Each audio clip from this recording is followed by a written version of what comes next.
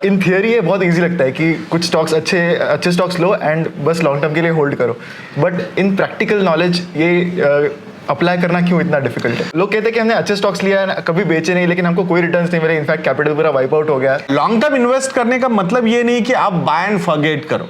It's all about buy and hold with proper analysis. How important it is to understand all the facets of the companies. कैसे boxes टिक करने होंगे जहाँ पर investor को ये decide करना होगा कि it makes sense to average more.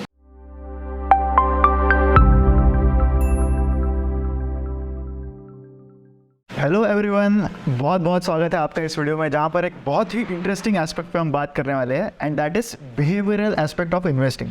Currently long term investors जो भी है वो करंटली सारे अपने पोर्टफोलियोज देख रहे हैं एंड बहुत टेंशन ले रहे हैं। Every day they are looking at the demat accounts and portfolio की होल्डिंग्स देख रहे हैं। तो this is a very good time to think about the behavioral aspect and who better to talk about it than Parimal sir, जिन्होंने काफ़ी सारे cycles इस market में ऑलरेडी देखे।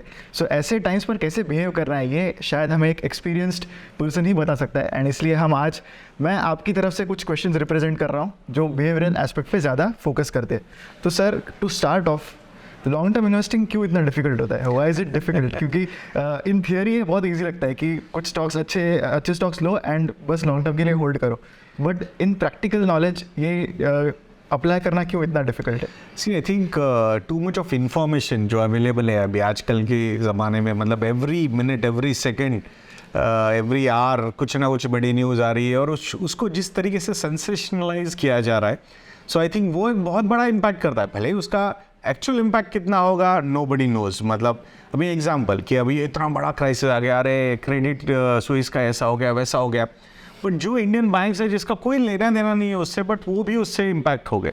सो ऑब्वियसली हम बोलते हैं लॉन्ग टर्म इन्वेस्टर है, बट आजकल तो कन्वीनियंस इतना ज़बरदस्त है कि आपके ऐप में रियल टाइम पे आपको पता चल रहा है कि क्या प्राइसेस है, स्टॉक की प्राइस क्या है, मार्केट कितना डाउन है। सिर्फ आपका ही नहीं, यूरोपियन मार्केट्स कितना डाउन है। यूरोपियन मतलब आपका मार्केट शुरू होता है यूएस को देख के, बंद होता है यूरोप को देख के, फिर से एक बार वही cycle every day we keep on repeating. फिर उसके बीच में स्टॉक स्पेसिफिक कुछ न्यूज़ आ जाती है, फिर उसके बीच में जियोपॉलिटिकल टेंशंस आ जाते हैं, जिन कंट्रीज़ को कुछ लेना देना नहीं होता उसके रिलेटेड, फिर भी वो भी मतलब they also get involve and all those things. So मुझे ऐसा लगता है कि लॉन्ग टर्म इन्वेस्टिंग क्यों डिफिकल्ट है, because it is long term, that's why it is difficult, because उस लॉन्ग टर्म में इतने सारे शॉर्ट टर्म स्पेल्स आने वाले हैं जो आपके बिहेवियर्स को इम्पैक्ट करते हैं। राइट सर, इसी के चलते मेरा एक और क्वेश्चन है कि बहुत बार लोग कहते हैं कि हमने एक प्रोसेस फॉलो की थी लॉन्ग टर्म इन्वेस्टिंग की। हमने 2010 में ऐसे स्टॉक्स लिए जो हमें उस टाइम पे अच्छे लग रहे थे। वो स्टॉक से DLF होगा, दिलीप बिल्डकॉन होगा, येस बैंक होगा, जो शायद तभी स्टॉक मार्केट के डार्लिंग्स थे। बट तो उनका ये कहना होता है कि हमने तो वही प्रोसेस फॉलो किया, हमने अच्छे स्टॉक्स लिए। अभी अच्छे अगेन समथिंग दैट इज या सब्जेक्टिव, बट लोग कहते हैं कि हमने अच्छे स्टॉक्स लिया, कभी बेचे नहीं, लेकिन हमको कोई रिटर्न्स नहीं मिले, इनफैक्ट कैपिटल पूरा वाइप आउट हो गया। सी आई थिंक कहीं ना कहीं वही है, मतलब finding out right stocks, right businesses, सही बिजनेसेस जो 5G एनालिसिस हम करते हैं, जिसमें अलग अलग एस्पेक्ट्स है, फाइनेंशियल्स है, इंडस्ट्री है, वैल्यूएशन है, एंटरप्राइज यानी कंपनी के बारे में है, और गवर्नेंस भी है। सो आई थिंक ये सारे फैक्टर्स को ऑन अ कंटिन्यूस बेसिस आपको एनालाइज करना है। लॉन्ग टर्म इन्वेस्ट करने का मतलब ये नहीं कि आप बाय एंड फॉरगेट करो। It's all about by and hold with proper analysis. Obviously अगर क्वार्टरली रिजल्ट्स आ रहे हैं तो आपको एटलीस्ट समझना होगा रिजल्ट्स क्या है। आई एम नॉट सेइंग कि रिजल्ट्स देख के इमीडिएटली आपको एक्शन लेनी है उस पर, कोई ज़रूरी नहीं है उस चीज़ का, but you need to know. And it is not like कि इनके जो प्राइसेस है ओवर द पीरियड ये मतलब ऐसा है कि एकदम से ड्रास्टिकली डाउन हो गया। कंसिस्टेंटली देयर वर प्रॉब्लम्स, और जो प्रॉब्लम सामने आ रहे थे उसका इसका इम्पैक्ट था on the share prices। But ये तो मतलब हमने खराब एग्जाम्पल्स लिए, there are so many good examples also. या फिर मैं ब्रॉडर लेवल पे बात करता हूँ, अगर 2010 में Sensex was at 20,000 and now if Sensex is at 60,000, so 3 times अगर सेंसेक्स बढ़ा है तो definitely there is a good amount of CAGR which we can see over there. So ये सबसे इंपॉर्टेंट फैक्टर होता है यहाँ पे कि अगर आपको लग रहा है कि बाय एंड होल्ड स्ट्रेटेजी करनी है, so I think index investing या फिर अगर एक्टिवली मैनेज फंड्स की भी हम बात करते हैं, so they have also perform well. There are so many funds which have outperform the Sensex हो या निफ्टी हो या फिर उनके जो रिस्पेक्टिव बेंचमार्क्स है वहाँ पे उन्होंने किया है। प्लस द बेस्ट पार्ट कि ये ओवरऑल ट्रेंड लाइन जो है वो बहुत पॉजिटिव देखी है, पर जो पाथ है वो बहुत ज़्यादा वोलेटाइल था। तो इस बीच में जिन जिन लोगों ने एवरेजिंग किए यानी कि सिस्टमेटिक इन्वेस्टमेंट्स किए, I think they have done really well. So actual wealth creation I have given I think in our sessions also which we conduct, तो उसमें हमने 12 साल की अगर आप SIP करते हो, सो अगर 10,000 की SIP आप 12 साल तक कर रहे हो, तो वो 10,000 रुपए की SIP can generate a 40,000 rupees SWP for you after 12 years. So that's the capacity and I am talking about an average performing fund या फिर इंडेक्स काइंड ऑफ रिटर्न्स पे की मैं बात कर रहा हूँ।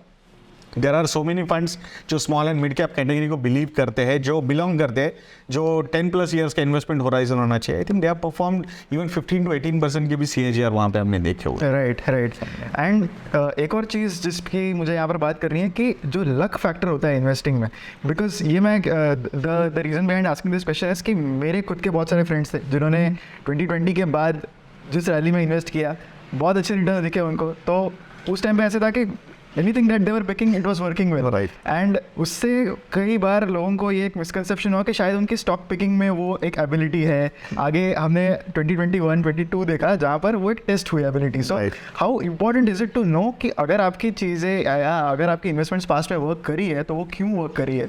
सी I think human behaviour, human mind क्या होता है कि जो पॉजिटिव रिजल्ट आया है वो मेहनत की वजह से आया, और जो निगेटिव रिजल्ट आया है वो मेरा बैड लक था।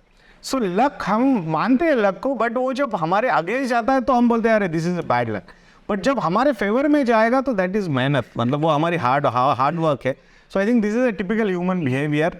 सो जो 2020-21 में बहुत ज़बरदस्त तरीके से चला, एवरीबडी थॉट कि अरे कितना आसान है मार्केट में पैसा बनाना, and that's when they started entering, and फिर अनचार्टर्ड टेरिटरीज में वो गए and they are losing a lot of money. Stocks ही क्यों, I think we need to look at the crypto currencies also. I think वहाँ पे भी बहुत सारे लोगों ने अपने हाथ जलाए हैं। सो आई थिंक लक एक ऐसा फैक्टर है जो कभी भी अंडर एस्टिमेट नहीं करना चाहिए। भले ही आप बहुत ही बढ़िया कंपनी में इन्वेस्ट कर रहे हो, but there are so many risk which are involve. अगर वो रिस्क प्ले आउट हो जाते हैं तो even a good performing business also can go down. So we have seen that happening in lot of cases.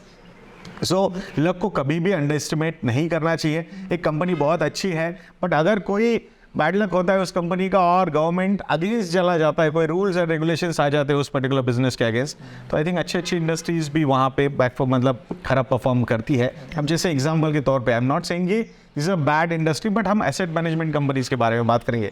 मतलब हम बोलते हैं कि mutual funds are so good instruments to make money for investors जो म्यूचुअल फंड स्कीम्स में invest कर रहे हैं। But look at the investors which have invested into share holders which are the share holders of these asset management companies. तो वहाँ पे सेबी ने कितने सारे डिसीजंस लिए जहाँ पे एक्सपेंस रेशियोज को कैप किया गया है। सो भले ही वहाँ पे अर्निंग विजिबिलिटी दिख रही है, बट ग्रोथ पोटेंशियल कहीं ना कहीं हैम्पर कर दिया है। सो ऐसे मतलब अगर कोई 3-4 साल पहले जब HDFC AMC का IPO आया था, at that point of time अगर कोई पूछता तो ऐसा लग रहा था यार बहुत ही बढ़िया सारी चीज़ें लग रही है। बट उसके बाद so many rules and regulations have come. Regulator ने उसको एक्सपेंस रेशियो को कैप करने के लिए कितने सारे रेस्ट्रिक्शंस लाए। So ultimately the unit holders are getting benefited, but share holders are getting impacted because of that. So ऐसी चीज़ें हो सकती है। सो दैट्स वाई लक जो होता है वो नॉर्मली हम अंडर एस्टिमेट करते हैं उसको, बट ये बहुत बड़ा मेजर फैक्टर है कि आप लक इन्वेस्टिंग में लक फैक्टर होता है। And you need to understand also that कि you need to be lucky also to get an opportunity to invest in markets. Right sir. And talking of AMC companies, मैंने बहुत लोगों से भी ये सुना था कि again the focus is on the 5G analysis that we do, Right. कि AMC कंपनीज के बारे में मैंने बहुत लोगों से सोचा है कि देखो इंडिया में म्यूचुअल फंड पेनिट्रेशन बहुत कम है, तो ये अगर बढ़ेगा तो AMC कंपनीज को फायदा होगा। तो how important it is to understand all the facets of the companies. ये डेफिनेटली मतलब 40 लाख करोड़ रुपए की आज वो इंडस्ट्री है, फिर उससे भी ज़्यादा बढ़ गई होगी। बट हो सकता है कि even after it reaches 80 lakh crore rupees, but earnings जो रहेंगे ना इन कंपनीज के सेम रह सकते हैं। That is a big risk on growth potential. So वो AUM की ग्रोथ हो रही है, बट आपकी अर्निंग्स की ग्रोथ चाहिए आपको। सो वो अगर नहीं होगी तो कहीं ना कहीं बहुत बड़ा इम्पैक्ट हो सकता है। राइट। अब मेरा नेक्स्ट क्वेश्चन है अबाउट एवरेजिंग। तो मैंने ये एक ट्रेंड नोटिस किया है कि जैसे जैसे स्टॉक गिरता है, specially on the down side, लोग एवरेज कर जाते हैं। आई हैव नोटिस कि people start falling in love with their stocks even more जब एवरेजिंग और करते जाते हैं। तो कई बार एक इन्वेस्टर को ये एक डाउट आता है कि मुझे किस पॉइंट पर ये डिसाइड करना है कि यहाँ पे फर्दर एवरेजिंग करनी है कि नहीं करनी है। मेरा एक सिंपल क्वेश्चन यही है कि कैसे बॉक्सेस टिक करने होंगे जब जहाँ पर इन्वेस्टर को ये डिसाइड करना होगा कि it make sense to average more? Right, see I think उसमें दो फैक्टर्स हम हमेशा बात करते हैं, जो एक है ग्रोथ पोटेंशियल और एक है अर्निंग विजिबिलिटी. सो अभी जैसे कुछ प्रीमियमली वैल्यूड स्टॉक्स थे, हम नाम भी ले सकते हैं, this is not an advice to go and invest, but companies like Avenue Supermarts या फिर एशियन पेंट्स की हम बात करते हैं या फिर आइशर मोटर्स की अगर हम बात करते हैं, those companies have always traded at higher valuations, एक बहुत ही प्रीमियम वैल्यूएशंस.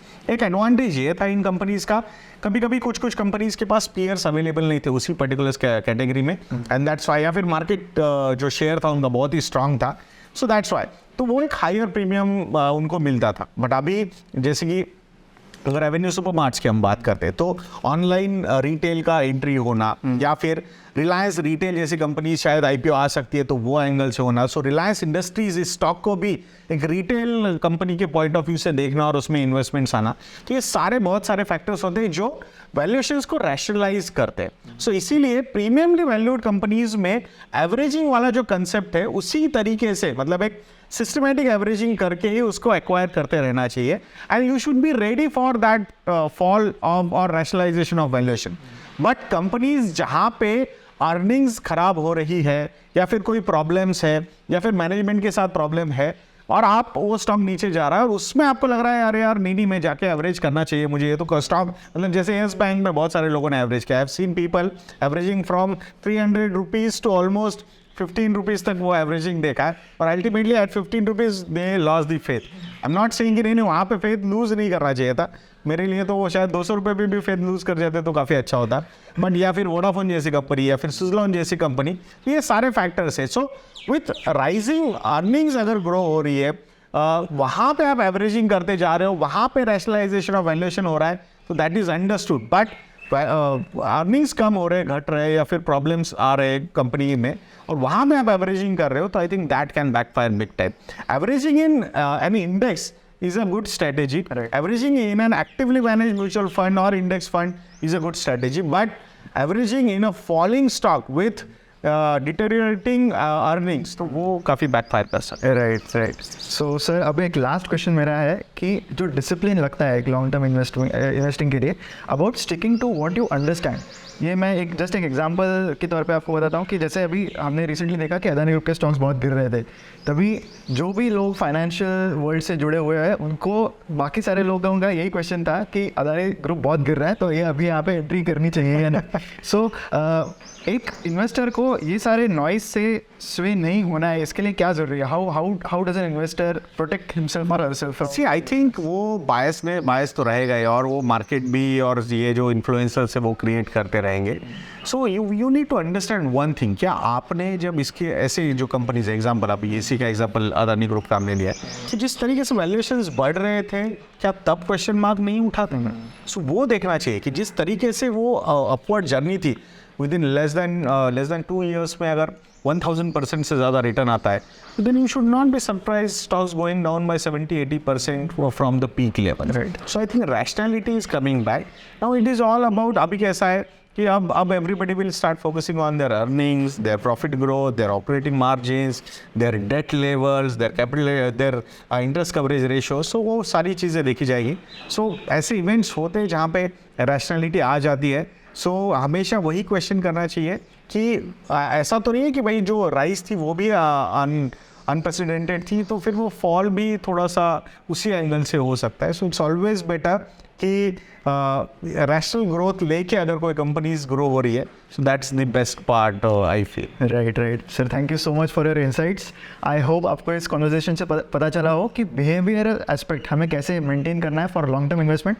एंड जब बात लॉन्ग टर्म इन्वेस्टमेंट की आ रही है तो आपको बता दो, हमारी वेबसाइट investchennai.in पर जाकर आपको बहुत सारे फाइनेंशियल प्रोडक्ट्स मिल सकते हैं, like stockometer, fundometer and model portfolios. So please don't forget to visit investchennai.in. मिलेंगे अगली वीडियो में. Thank you.